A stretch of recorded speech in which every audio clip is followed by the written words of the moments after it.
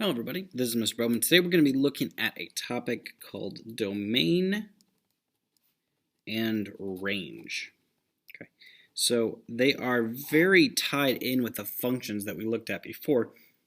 In particular, they are the input and output that we've been talking about. So your domain is your input values, which are traditionally represented with the x's, okay? And your range is your output values, which is traditionally done with your y's, okay? So in the formats that we looked at, we have 4 of them, right?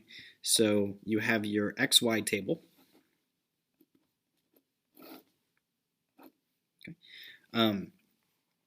So let's go with 1, 2, 3, 4, 5, and 7, 2, 8, 1, 9, whatever.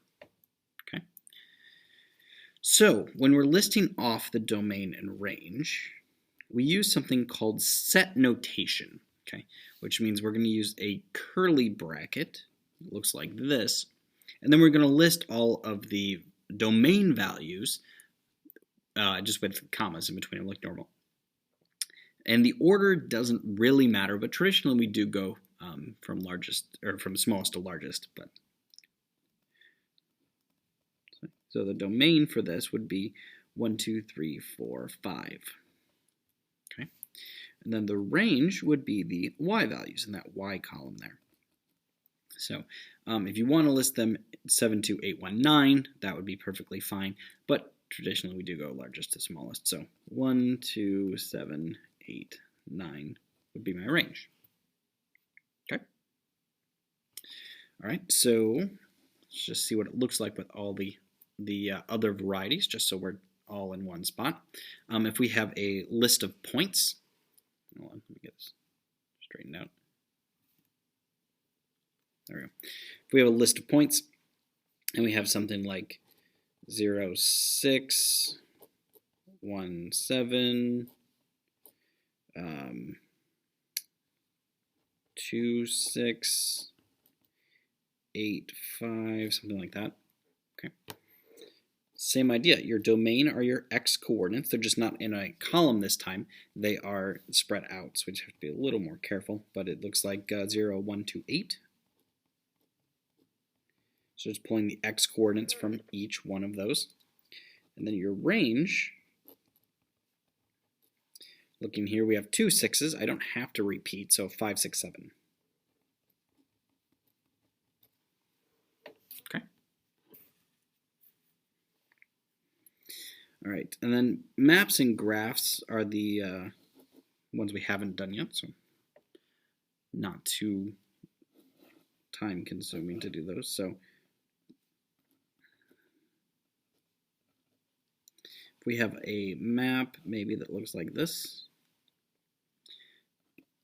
your x's are that first one where the arrows start, so domain,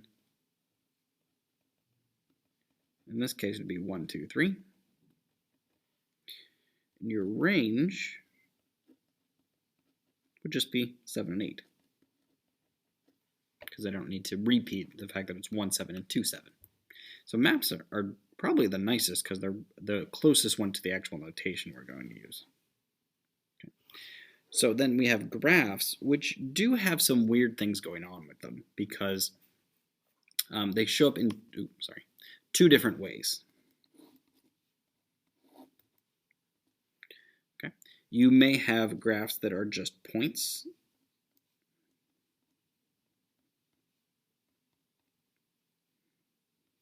Like this, in which case, if you have these discrete points, it's the same idea. It's almost the same as your list of points. They just don't give you the coordinates, so we have to keep track of that. So we start at -1, and then +1, and then 3.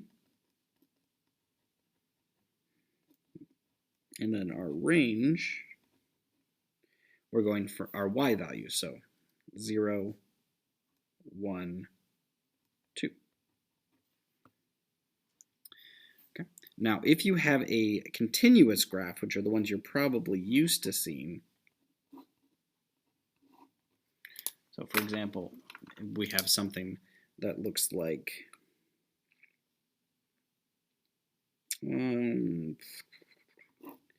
this, we'll just have a line.